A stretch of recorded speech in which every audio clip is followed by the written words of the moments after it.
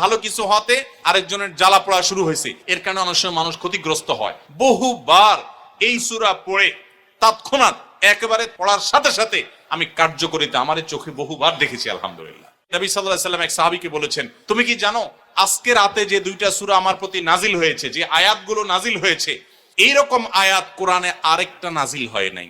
আমার বাচ্চার কোনো অসুবিধা হলে মাঝে মধ্যে আমার মিসেস বলতেন যে একটু দোয়া পড়ে ফু দাও তো। আমি আমার মিসেসকে সাথে সাথে বলি, কেন, তুমি দিলে কি সমস্যা?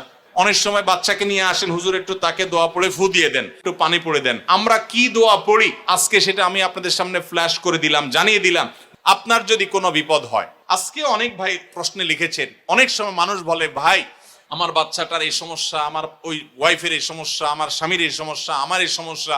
আমরা আল্লাহর কাছে আশ্রয় চাইতে জানি না। আজকে শিখে যান, এই দুইটা সূরা নাজিল হওয়ার যে প্রেক্ষাপট, সেই ঘটনা শুনলে আমাদের ঈমান আরো বেড়ে যাবে ইনশাআল্লাহ। প্রিয় নবী সাল্লাল্লাহু আলাইহি সাল্লাম একবার অসুস্থ হয়ে পড়েছেন, এবং অসুস্থতাটা এত মারাত্মক ছিল যে আম্মা জান আয়েশা রাদিয়াল্লাহু তাআলা বলেছেন, অনেক কাজ তিনি করেন নাই, অথচ তিনি বলতেন তিনি করেছেন, মানে তার মনে হতো তিনি করেছেন। আবার অনেক কাজ তিনি করেছেন, তিনি ভুলে যেতেন, মানে এরকম একটা অবস্থা তার তৈরি হয়েছে যে স্বাভাবিক না অস্বাভাবিক, আমাদের অনেকের হয়।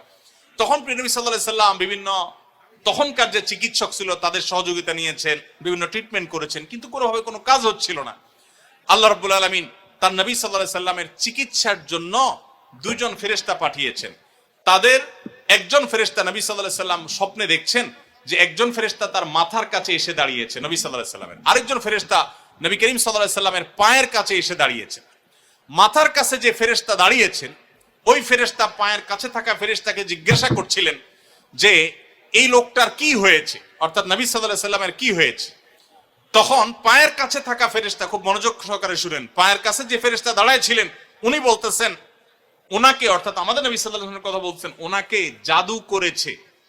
পায়ের কাছে থাকা ফেরেশতা এটা বলার পর মাথার কাছে থাকা ফেরেশতা আবার জিজ্ঞাসা করলেন, কে জাদু করেছে?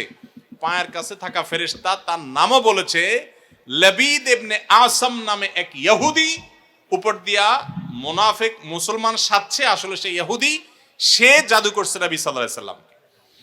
এটা বলার পর আবার মাথার কাছে ফেরেশতা জিজ্ঞাসা করলেন, জাদুটা কোথায় আছে, কিভাবে করেছে? তখন বলা হলো যে চুলে জাদু করেছে, জাদুর মন্ত্র পড়ে চুলে গিরা দিয়েছে, গিরা দিয়ে জাদু করেছে। এরপর আবার মাথার কাছে ফেরেশতা জিজ্ঞাসা করলেন, জাদুটা কোথায়, জাদুর সেই সুতাটা, সেই ইয়েটা কোথায় রাখা আছে? তখন পায়ের কাছে থাকা ফেরেশতা, এগুলো আল্লাহর পক্ষ থেকে ওহী নিয়ে আসছেন, ওনারা জানেন, আল্লাহ ওহীর মাধ্যমে তাদের জানিয়েছেন। তো তারা বললেন যে, তিনি বললেন যে সেটা অমুক কূপের নিচে, পাথরের নিচে চাপা দিয়ে রাখা আছে। নবী করিম সাল্লাল্লাহু আলাইহি সাল্লামের স্বপ্ন শেষ হওয়ার পর উনি আম্মা জান আয়েশাকে সবাইকে বললেন এই অবস্থা। এরপর তিনি সেই সুতা তুলে আনলেন, সুতা তুলে এনে সেটা যখন ধ্বংস করলেন, গিরা খোলার ব্যবস্থা করলেন, সেই চুল তখন দেখা গেল নবী সাল্লাল্লাহু আলাইহি সাল্লামকে আল্লাহ তাআলা অলৌকিকভাবে সাথে সাথে সুস্থ করে দিয়েছে। আপনি কোন আলেমের কাছ থেকে দোয়া দুরুদ পড়িয়ে নিতে পারেন, পানি পোড়া নিতে পারেন, তেল পোড়া নিতে পারেন, শরীরে ফু দিয়ে নিতে পারেন, এগুলো জায়েজ। রুকিয়া, ঝাড়ফুঁক বলে এগুলোকে, কোরআন আয়াত দিয়ে এগুলো করলে অসুবিধা নেই ঝাড়ফুঁক করা। কিন্তু আপনারা যারা এখানে আছেন সবাই এই আমলটা করতে পারেন। সেটা কি? সূরা ফালাক এবং সূরা নাস আপনারা ঠিকমতো পড়বেন। দেখেন আপনার বাচ্চার কোনো অসুবিধা হয়েছে, আপনি নিজে পড়বেন। কোনো হুজুরি দিয়ে করাতে পারলে ভালো।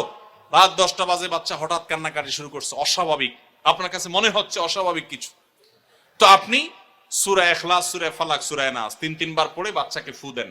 যদি আল্লাহর প্রতি ইয়াকিন থাকে আপনার, আল্লাহর শপথ করে বলছি, আমি নিজে আমার জীবনে বহুবার এই 3 সূরা পড়ে তৎক্ষণাৎ একেবারে পড়ার সাথে সাথে আমি কার্যকরিতা আমার চোখে বহুবার দেখেছি, আলহামদুলিল্লাহ। অতএব আপনি যদি ইয়াকিনের সাথে সূরা ফালাক, সূরা নাস, বিশেষ করে এই দুইটা সূরা আর সূরা ইখলাস সহ পড়তে পারলে আরো ভালো, 3টা সূরা যদি আপনি পড়ে বাচ্চাকে ফু দেন, নিজের শরীরে ফু দেন। নবী করিম সাল্লাল্লাহু আলাইহি সাল্লাম সূরা ফালাক, সূরা নাস এই 2টা সূরা পড়ে নিজের শরীরে প্রায় ফু দিতেন, আমাদের আয়েশা রাদিয়াল্লাহু বর্ণনা করেছেন। এই জন্য এই 2টা সূরা আমাদের পড়া উচিত। সেই সাথে নবী সাল্লাল্লাহু আলাইহি সাল্লাম এক সাহাবীকে বলেছেন, তুমি কি জানো আজকে রাতে যে 2টা সূরা আমার প্রতি নাজিল হয়েছে, যে আয়াতগুলো নাজিল হয়েছে, এইরকম আয়াত কোরআনে আরেকটা নাজিল হয় নাই। গোটা কোরআনে অন্য কোন সূরা, অন্য কোন আয়াত এরকম না, এগুলোর সমকক্ষ না।